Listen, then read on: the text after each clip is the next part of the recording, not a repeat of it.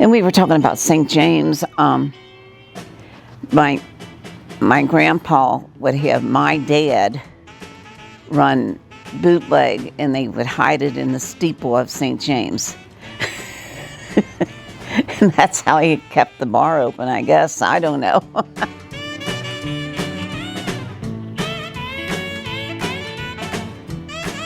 My name is Charlene Heid Baker, and we're at Heid's Bowling Lanes.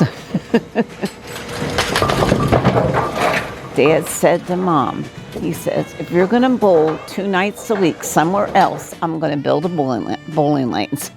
And that's what he did.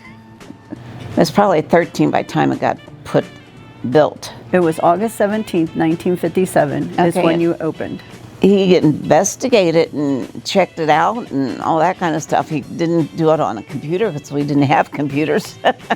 There was a group of gentlemen at Reester's at the time, and they said to Grandpa, well, Walter, are you ready for this? Are you ready to open? And he says, well, I have this. And he pulled out a $100 bill to my name, and this is all I have, so I better be ready. So that was the conversation that they had. And Irv says, well, you know, good luck. And he said good luck, and that was about it. They went on their ways, and because they knew, like I said, that they were never going to be in competition, because we had 12, they had 68. They just were really, really good friends. There was a lot of bowling proprietors that were really close and helped each other out a lot of times. So the pine is the original, which is the darker part. That's the softer wood. The heads, which is the lighter wood, is the maple, the hardwood. The maple was replaced in the 70s, which actually came from Japan, because it was cheaper to import them from Japan. When they were closing, they built multiple layers of bowling centers over there, and then they started going under, so you could get very cheap stuff from Japan and have it shipped over at that point in time. Part of Colerain Bowl is in our lanes. So when Frank and those guys were getting ready to close, I contacted them and I said, are you selling your parts? And he said, yes. And I said, I would love to be able to purchase 12 of your pin decks, because Dad and I always agreed that if we ever could find some synthetic pin decks, that we would put them in, because that was the worst part of our wood, was where the pins sit down. And so Frank says, you got it. And so we picked them up, and then 3 years ago, it was time for us to cut our lanes, which you have to do one every 5-6 years, depending on how much bowling's done. And then every year you have to have them screen and coated. So, but this year was the year that they were going to take it down to the very bare wood. So I asked Ken, my lane guy, I said, will you put those pin decks in? And so he cut me, put the pin decks in, and so now we have Colerain Synthetics pin decks in there. The equipment nowadays is somewhat the same and not the same. Like, I don't think people understand how much it takes to maintain a bowling center. The machines have over 1,000 parts, and these have been in here since 1957. So as long as you maintain, keep them greased, check the belts, there is one motor that runs an entire bowling machine. We're having more difficulty finding parts.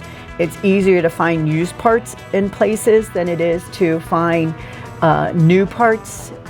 But just alone, we have to replace a clutch this year, and to rebuild that clutch, it cost us, just for the parts alone, $3,000.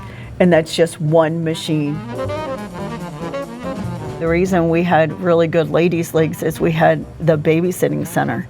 Yeah. We had babysitting, and that's the other thing that people come in and say, oh my gosh, I remember I used to be a kid and I used to be back in the babysitting room. And I actually remember learning how to tie my shoes back there, eating Mama Little Baby's cookies, and having milk in a container. And we watched Uncle Al and Captain Kangaroo. So, Yeah. but that's what they did. That was how we had beds back there, and we had toys, and they had the whole shebang. That's why the moms could go ahead and bowl and didn't have to get babysitting, and that's how it was. It worked out much better. It worked out better, yeah. There's one interesting thing. This babysitting area here, Yeah. it's a Bomb shelter. bomb shelter. It had to be put in when Grandpa was building the center, because the township or somebody required it. If you're going to build it, we'll give you a permit, but you have to have a bomb shelter in there for people in the community to be able to come to if we had a raid. So, and that's got like 6 feet or more of concrete above laid up there. So we had the very first King of TV bowling show Yes. shot at our bowling center, because we had the stadium seating. That was Right. the thing that like enticed them to be able to do it here. Those were some wild shows. Those were some wild shows. Depending on who came in, and this is going to crack some people up. We would watch the show to see who qualified, and if Kim Herman, and you know who I'm talking about, Herman Plumbing, if Kim Herman was coming in the bowl, we better have cases and cases and cases of Little Kings on hand, because that's all he and his entourage ever And drank. So, yeah. So it was your grandpa upstairs, then it was your dad, and then it was you guys, and then it was me, and my kids come in and help.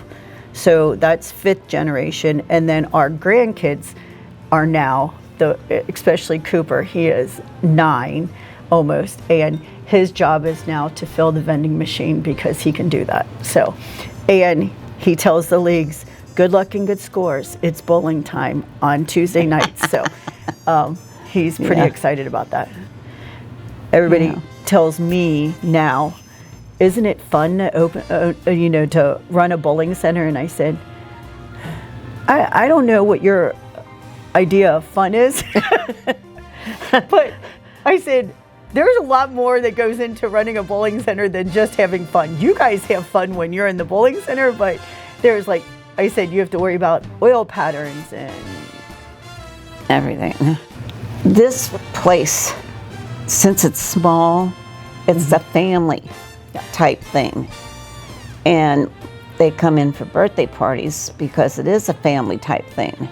So, I think it's because all ages can do it.